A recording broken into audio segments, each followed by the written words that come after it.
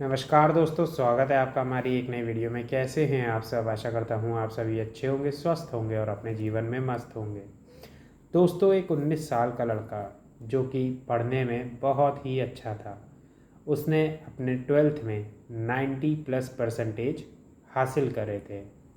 लेकिन वक्त बीतने के साथ उसको ऑनलाइन गेमिंग खेलने की लत लग जाती है। ऑनलाइन गेमिंग में वो लूडो खेलता है और उस लूडो में हाल फिलहाल में उसने 5 लाख रुपए जीते थे। 5 लाख रुपए कोई छोटी रकम नहीं होती। उसके कई दोस्त भी थे जिनके साथ वो ये गेम खेला करता था। उन दोस्तों में एक दोस्त था जिसका नाम था विष्णु, और विष्णु ने 90,000 रुपये जीते थे उस ऑनलाइन गेमिंग में। विष्णु ने क्या काम किया कि 90,000 रुपये जो जीता था, उसने कहा अपने दोस्त राहुल से, जो कि 19 साल का लड़का था, कि तुम एक काम करो, ये मेरे 90,000 रुपये रख लो और इससे जो है तुम लूडो खेलो और जीतो तो जो है मुझे पैसे देना बढ़ाकर। तो राहुल ने कहा ठीक है, मैं तुम्हारे पैसे से खेल लेता हूँ। विष्णु को ये लगा कि इसकी किस्मत चल रही है और ये अच्छे खासे पैसे जीतेगा जिससे कि मेरा मुनाफा होगा। 90,000 रुपये से राहुल ने गेम खेला। वो 90,000 रुपये राहुल हार गया। फिर विष्णु ने कहा मेरे पैसे। राहुल ने कहा कि रुको, मेरे पास जो पैसे हैं उन पैसों से मैं गेम खेलता हूँ और फिर उसके बाद जब मैं जीतूंगा तो मैं तुम्हें पैसे लौटा दूंगा। उसने कहा ठीक है। 5 लाख रुपए जो उसने जीते थे वो हार गया। अब स्थिति इतनी ज़्यादा गंभीर हो गई कि टोटल 5,90,000 रुपये वो हार चुका है। उसके पास एक भी पैसा नहीं है। तो उसने अपने मोबाइल को गिरवी रख दिया और फिर जो है गेम खेला। अब वो मोबाइल भी हार चुका था। लगातार जो है हारता चला जा रहा था और अब उसको पैसे लौटाने थे। विष्णु उससे पैसे मांग रहा था। उसको कुछ भी समझ में नहीं आया। उसने कहा तुम चिंता ना करो, मैं तुम्हारे पैसे जल्द ही लौटा दूंगा। 21 अप्रैल 2026 की वह रात आती है। उस रात कुछ ऐसी घटनाएं घटती हैं जो कि सबको दहला कर रख देती हैं। असल में बात ये होती है कि 21 अप्रैल 2026 को विष्णु को एक शादी में जाना था। यहाँ पे पैसे वो लगातार राहुल से मांग रहा था, लेकिन राहुल दे पाने में असक्षम था। तो विष्णु ने कहा कि चलो अच्छा, एक काम करो, तुम मुझसे मिलो और मुझे कुछ काम है, तुम जो है मेरा थोड़ा सा काम कर देना। राहुल ने कहा ठीक है। विष्णु को एक शादी में जाना था। गाड़ी से विष्णु और राहुल उस शादी के स्थान तक पहुँचे।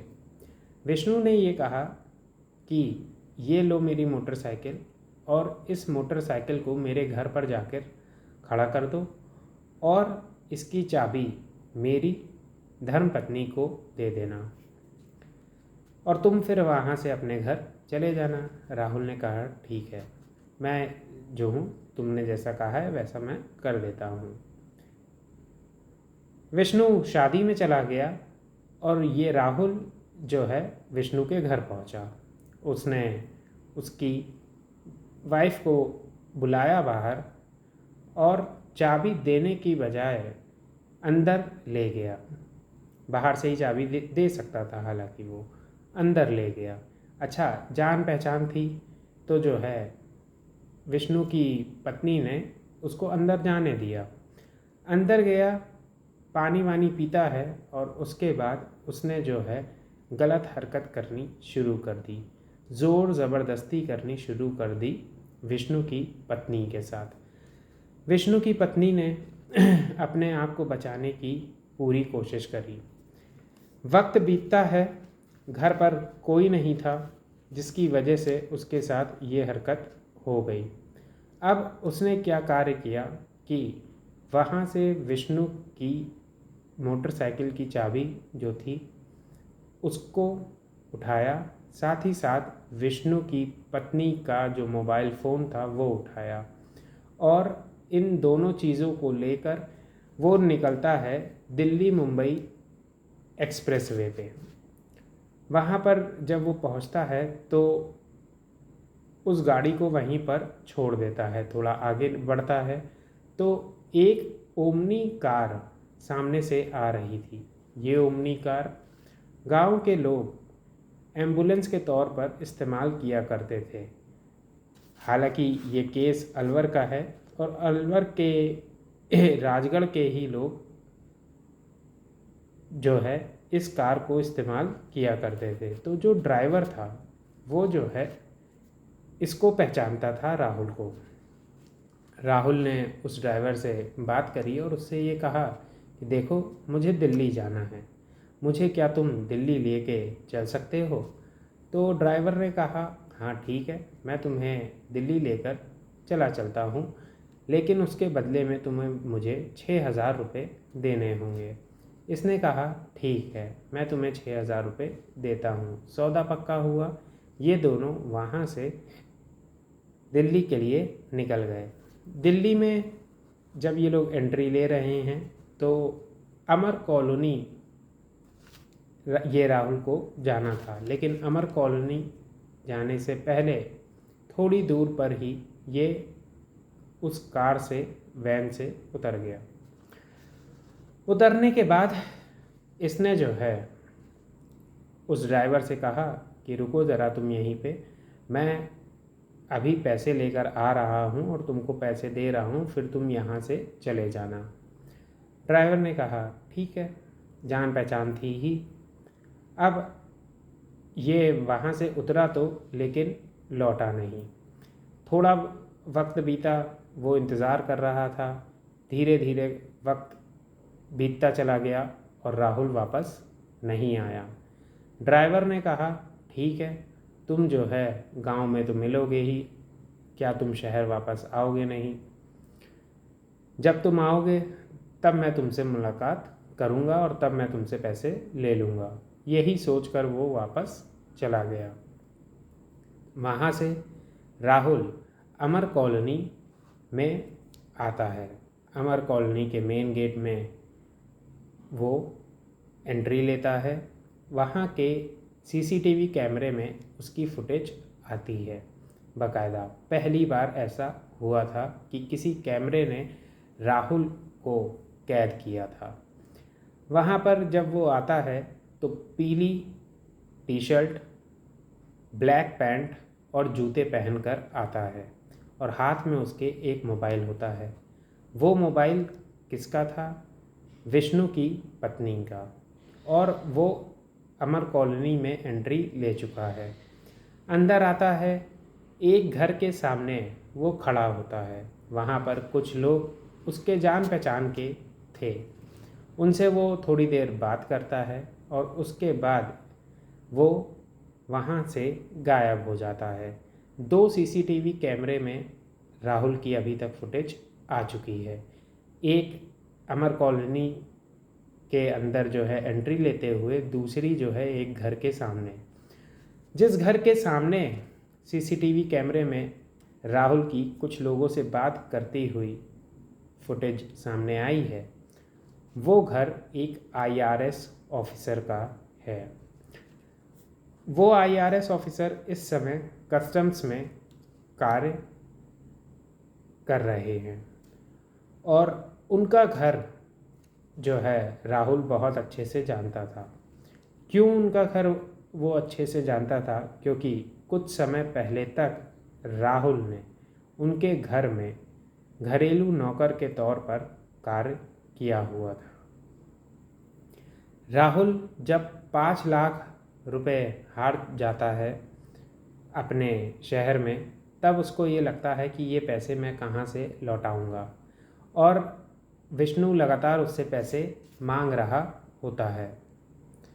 तो राहुल को ये लगता है कि मैं विष्णु के पैसे कैसे लौटाऊं, 5 लाख रुपए मैं इधर हार चुका हूं। अब मैं करूं तो क्या करूं, यही सोचकर वो जो है काफ़ी परेशान होता है। विष्णु की पत्नी के साथ वो गलत हरकत कर चुका होता है। फिर उसको ये लगता है कि मैं पैसे जो है एक तरीके से लौटा सकता हूँ। मैं जिन आईआरएस ऑफिसर के यहाँ काम करता था वहाँ पर जाकर उन्हीं के घर में चोरी कर लेता हूँ। उनके घर में 2-2.5 लाख रुपए रहते ही हैं कैश में, और साथ ही साथ कुछ जेवर होंगे, जिसकी वजह से मेरा जो ये कर्ज़ा है वो चुकता हो जाएगा, और जो पैसे मैं हारा हूँ वो भी जो है मैं जीत जाऊँगा एक तरीके से। ये उसका गलत सोचना था। अब इसी मंशा के साथ वो जो है यहाँ पर आता है। मेन गेट में एंट्री लेने के बाद वो लोगों से मिलता है, और लोगों से मिलने के बाद वो गायब सा हो जाता है। 6:36 पर जो है वो यहाँ पर आया था, 6:28 पे, 6:28 पर जो है अमर कॉलोनी के अंदर उसने एंट्री ली थी, और 6:36 पे जो है वो दूसरे सीसीटीवी कैमरे में कैद हुआ था। 30-40 मिनट बीतता है, और 30-40 मिनट बाद राहुल की तीसरी फुटेज सामने आती है, जिसमें जो है वो कुछ कारों के बीच से निकलकर बाहर की ओर निकल रहा था, कॉलोनी के बाहर। अब यहाँ पर जैसे कि मैंने आपको पहले बताया था कि टी शर्ट वो पीली पहने हुए था, साथ ही साथ पैंट एक ब्लैक पहने था और जूते पहने था। लेकिन जो ये तीसरी फुटेज सामने आई, इसमें राहुल टी शर्ट पीली ही है, लेकिन उसके कंधे पर एक पिट्ठू बैग है। साथ ही साथ जो पैंट ब्लैक थी वो अब वाइट हो चुकी है, जो जूते थे वो चप्पल में तब्दील हो चुके हैं, और राहुल जो है वहाँ से निकल चुका है। ऐसा 30-40 मिनट के भीतर उस घर के अंदर क्या हुआ, जो कि कपड़े इसके बदल गए। वो तो चोरी करने के लिए आया था, और चोरी करने में इंसान कोई कपड़े तो नहीं बदलता है, लेकिन ऐसा क्या घटना घटी जिसने सभी को दहलाकर रख दिया था। असल में बात ये हुई कि राहुल को ये पता था कि इस घर के लोगों का रूटीन क्या है। घर में आईआरएस ऑफिसर हैं, उनकी धर्मपत्नी है, साथ ही साथ उनकी 22 साल की एक लड़की है जो कि बीटेक कर चुकी है और यूपीएससी की तैयारी कर रही है। यहाँ पर 2 घरेलू नौकर और हैं राहुल के सिवा, जो कि उस समय भी कार्य करते थे जब राहुल वहाँ पर मौजूद था। राहुल अभी से 1.5 महीने पहले वहाँ पर मौजूद था, लेकिन राहुल की जो लूडो खेलने की गंदी आदत थी उसकी वजह से वो कॉलोनी के कई लोगों से, दुकानदारों से उधार पैसे ले लिया करता था, जिसकी वजह से उसको जो है नौकरी से आईआरएस ऑफिसर ने 1.5 महीने पहले निकाल दिया था, क्योंकि लोग शिकायतें करते कि ये हमारे से पैसा ले लेता है और पैसे सही वक्त पर नहीं चुकाता है। इन्हीं सब चीज़ों से तंग आकर उसको नौकरी से निकाला गया था। अब बात ये हुई थी कि उसको ये पता था कि यहाँ पर जो 2 नौकर मेरे सिवा कार्य करते हैं, उनमें से जो एक है वो तकरीबन 8 बजे के करीब घर में आते हैं, और जो दूसरे हैं वो तकरीबन 10 बजे के करीब आते हैं। और इस समय जो घर के लोग हैं वो यहाँ पर होंगे नहीं, क्योंकि जो पति पत्नी हैं वो सुबह जिम चले जाते हैं 6 बजे के आसपास। तो इस समय घर में कोई नहीं होगा, और जो लड़की होगी वो भी जो है अपने जिम पर या फिर जो है बाहर होगी। घर पे कोई नहीं होगा। मैं चुपचाप जो है जाऊंगा और चोरी करके वापस आ जाऊंगा, किसी को कुछ भी पता नहीं चलेगा। और जो घर की चाबी है वो जो है बाहर ही किस जगह पर रहती है ये राहुल को पहले से ही मालूम था। वो काफ़ी समय तक यहाँ पर कार्य कर चुका था। अब इसी मंशा को लेकर वो घर में एंट्री लेता है, जहाँ पे चाबी छिपी थी वहाँ से चाबी निकालता है और घर का दरवाज़ा खोलता है। अंदर एंट्री लेता है तो अंदर एंट्री लेने के बाद जो दृश्य वो देखता है उसके बाद वो सकपका जाता है। असल में उस घर के अंदर आईआरएस ऑफिसर की बेटी, जो कि 22 साल की थी, यूपीएससी की तैयारी कर रही थी, वो मौजूद थी। और उसने जैसे ही राहुल को देखा वो समझ गई कि ये यहाँ पर किसी गलत मंशा के साथ आया है, क्योंकि 1.5 महीने पहले पिताजी ने इसको यहाँ से निकाला था। क्यों? क्योंकि ये गलत हरकतों में लगा हुआ था। अब राहुल को कुछ भी समझ में नहीं आता है। उसको ये लगता है कि मैं पहले तो विष्णु की पत्नी के साथ गलत हरकत करके आया हूँ, और दूसरी चीज़, अगर इसने जो है शोर मचाया तो मेरा जो भांडा है वो फूट जाएगा। मैं जिस इरादे से आया हूँ वो पूरा नहीं हो पाएगा।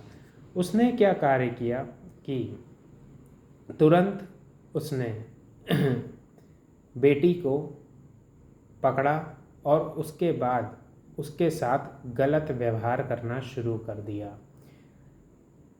उस लड़की ने अपनी ज़िंदगी को बचाने के लिए काफ़ी हाथ पैर मारा, लेकिन वो राहुल के चंगुल से बच नहीं पाई। एक भारी चीज़ राहुल ने उठाई और उसके ऊपर वार कर दिया, जिससे कि वो खून से लथपथ हो गई। अब राहुल को ये मालूम था कि इस घर के अंदर जो लॉकर है उसमें फिंगरप्रिंट लगता है। उसने क्या कार्य किया कि उस लड़की को घसीटता हुआ वो ले गया उस लॉकर तक। खून से लथपथ थी वो छोटी सी लड़की, 22 साल की। अब वहाँ पर वो ले जाता है। उसके बाद जो अंगूठा होता है, फिंगरप्रिंट होता है, उसको वहाँ पर लगाता है, क्योंकि फिंगरप्रिंट से वो लॉकर खुलेगा। लेकिन वो फिंगरप्रिंट जो है वहाँ पर मैच नहीं होता है। हालांकि जब पहले राहुल काम करता था तब वो वहाँ पर लगा हुआ था फिंगरप्रिंट, लेकिन हो सकता है कुछ टेक्निकल चेंजेस किए गए हों जिसकी वजह से वो फिंगरप्रिंट नहीं मैच हुआ। अब बात ये हुई, राहुल ने क्या कार्य किया कि उस लॉकर को तोड़ा। उस लॉकर को तोड़ा, उसमें से पैसे निकाले, जेवर निकाले, 2-2.5 लाख रुपए थे, बाकी जेवर थे, और एक बैग में भर लिए। जब ये सारी चीज़ें उसने कर ली, उसके बाद लड़की की जो हालत थी वो बहुत ही गंभीर थी।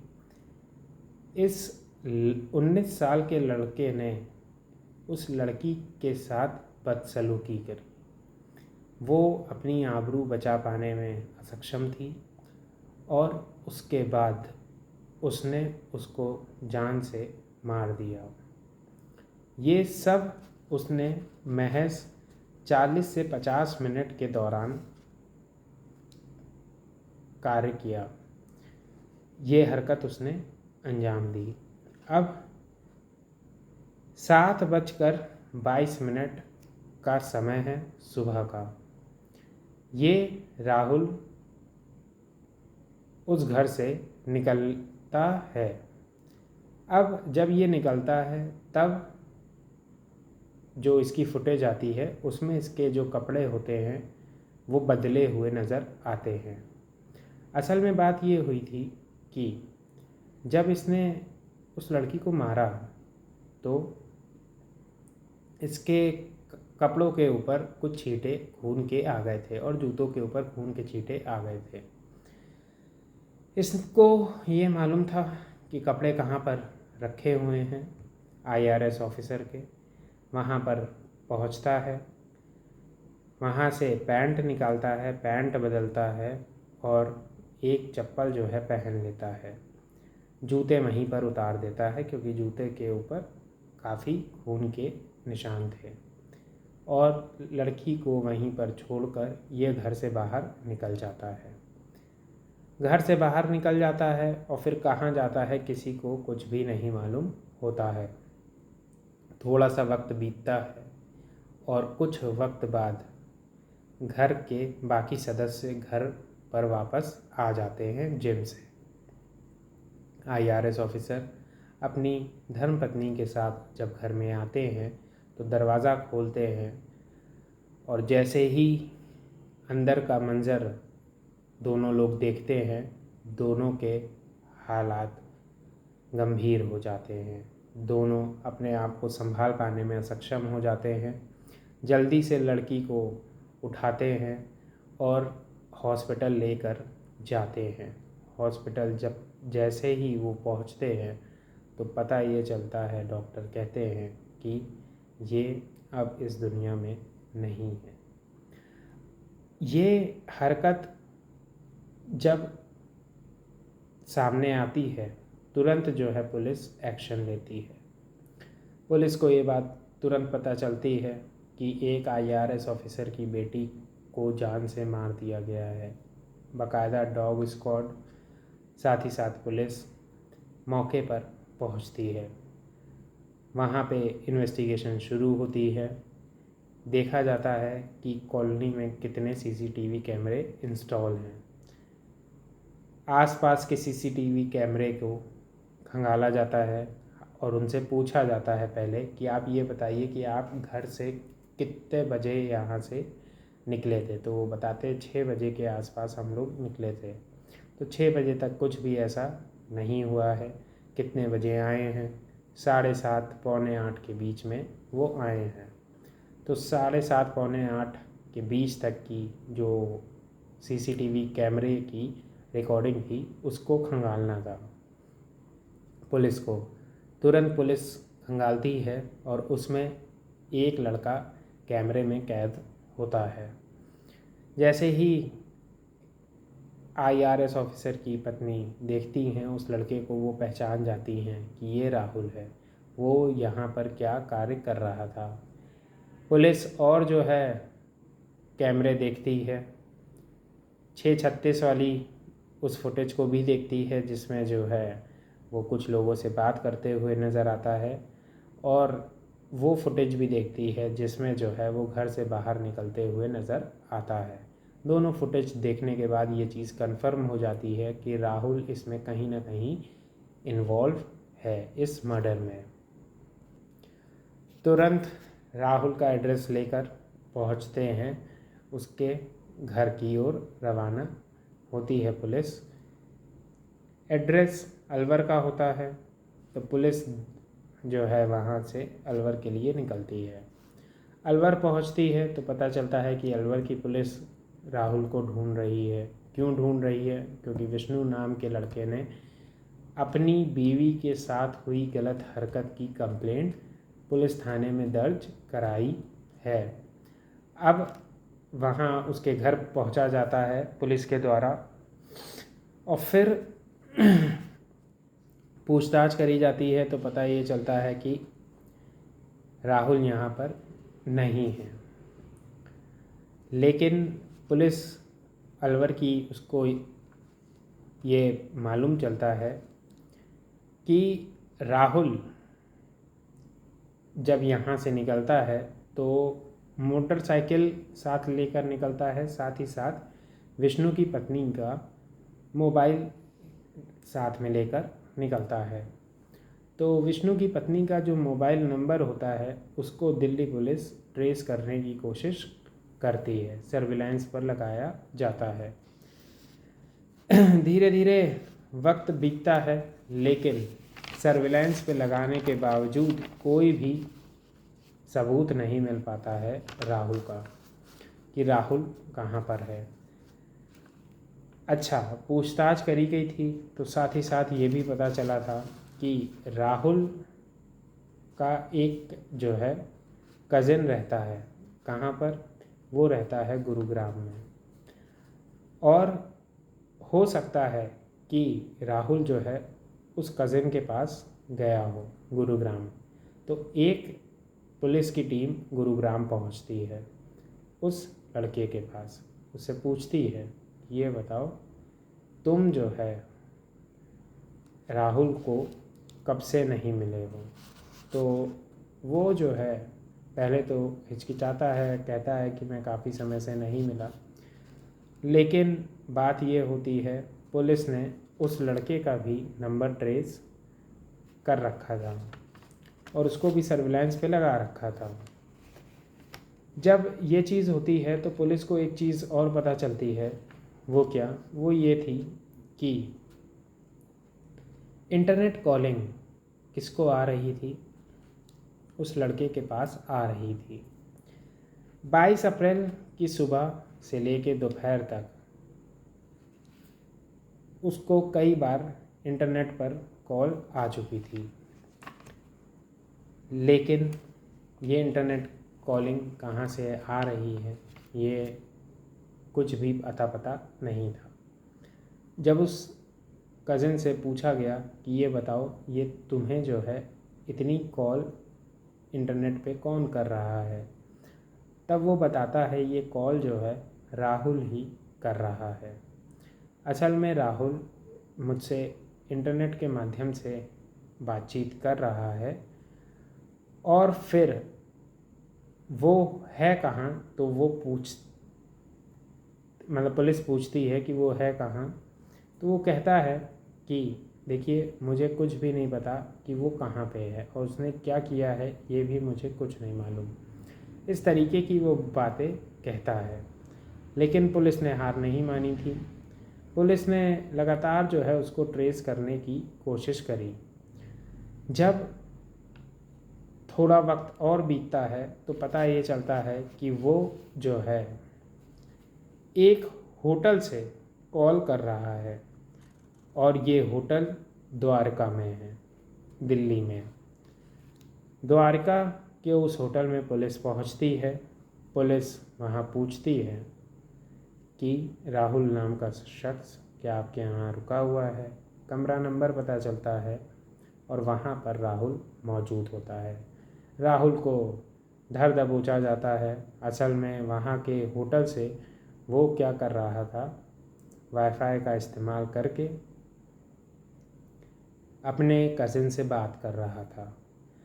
उसको ये मालूम था कि उसने जो कृत्य किया है उसमें वो बुरी तरीके से बर्बाद हो जाएगा। इसीलिए वो जो है अपने मोबाइल को उसने हटा दिया था। साथ ही साथ जो विष्णु की पत्नी का मोबाइल था उसका सिम भी उसने ऑन नहीं किया था और वाईफाई का इस्तेमाल करके बात कर रहा था कि कैसे न कैसे करके वो यहाँ से बच के फ़रार हो सके। लेकिन राहुल को पकड़ने के लिए दिल्ली पुलिस जो है वक्त पर पहुंच गई। उसको पकड़ लिया गया और अब उसको जो है इस गलत कृत्य की सज़ा बराबर से मिलेगी। एक ऑनलाइन गेमिंग किस तरीके से छोटे छोटे लड़कों का भविष्य बर्बाद कर सकती है, ये इस चीज़ का एग्जाम्पल है। साथ ही साथ उस 22 साल की लड़की की कोई भी गलती नहीं थी। वो पढ़ने में बहुत तेज़, सीबीएसई की वो टॉपर भी रही थी 12th की। अब बात ये थी कि वो यूपीएससी की तैयारी कर रही थी, पढ़ने लिखने में धुरंधर, और ये था कि उसका यूपीएससी बहुत अच्छे तरीके से निकल जाएगा। वो जो है रात में पढ़ने वाली छात्रा थी। लेकिन उसके मम्मी पापा ने ये कहा कि बेटा एक काम करो, तुम रात में जग कर पढ़ती हो, इससे अच्छा तुम जो है दिन में पढ़ना शुरू करो, क्योंकि दिन में जब पढ़ते हैं तो सारी चीज़ें याद रहती है। 22 अप्रैल की वह पहली सुबह थी जिस दिन जो है वो दिन में जग कर पढ़ना शुरू कर रही थी या करती। वो सुबह उठती तो है, लेकिन उसकी आंखें बंद कर दी जाती हैं इस जुआड़ी लड़के के द्वारा। एक होनहार लड़की जो कि अपने भविष्य को लेकर चिंतित थी, साथ ही साथ पढ़ने लिखने में तेज तर्रार थी। उस लड़की के साथ इस तरीके की गलत हरकत इस लड़के ने करी। साथ ही साथ विष्णु की पत्नी के साथ भी इसने बहुत ही गलत कार्य किया। 2 रेप केस और साथ ही साथ 1 मर्डर। अच्छे खासे भविष्य को बर्बाद करने वाला ये लड़का रहा। यही थी दोस्तों आज की किस्सा और कहानी। अपना और अपनों का ध्यान रखें। नमस्कार।